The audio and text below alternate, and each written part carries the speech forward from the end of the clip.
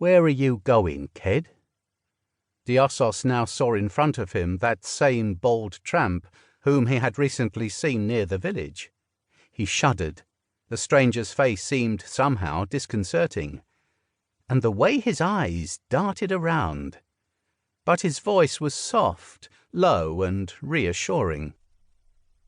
"I'm going to Mawreturn," the boy replied. "What for?" Diossos was reluctant to answer, but the tramp himself said after a while, "I heard you say over there in the village that you are looking for a boat. You want to cross over to Miletus in Ionia?" "Yes," the boy muttered. "That's going to be tough," said the stranger, "because the boats rarely go there now, and without money no one will take you." "I have money," said Diossos. "Much?" The stranger narrowed his eyes. 4 drachmas. The stranger pursed his lips contemptuously.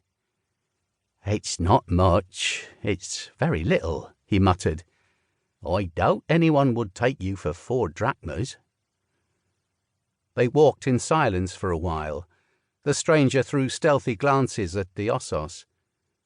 Suddenly he snapped his fingers and cried out, "Ah, I just realised. If you want, you can be on the way today." "How is it, sir?" "Yes, I know someone who is leaving today, and he would take you for 4 drachmas. "Really? Today?" "Yes, kid. You see, I am, how to say it, a sailor, a worker on a boat, you understand, and my master is leaving today. I could, if you want, I could intercede with him to take you along. We are going to Icaria, not Miletus, but Icaria is close to Miletus. You can see it from there, and every fisherman can take you that last stretch." "Really? And you would intercede for me, sir?" "Well, I don't know. I don't know anything for sure. But let's see what my master says." "And when are you leaving?" "Tonight. So we better hurry, kid." They walked briskly. Then the stranger turned onto a side path and Diossos stopped. "Aren't we going to Mawreturn?" "And why should we go to Mawreturn? Our boat is not in Mawreturn. It's a little to the side. This will be a shortcut." Diossos hesitated. He looked at the stranger distrustfully. The traveller narrowed his eyes again. He was smiling and grimacing with his sorrowful face. At last he said, "You are afraid. Then don't come. Go sit in Mawreturn a month if you like. We don't need your 4 drachmas." Diossos made a decision. The idea that he might be on a boat that day outweighed everything else in his mind. "I'm coming," he said.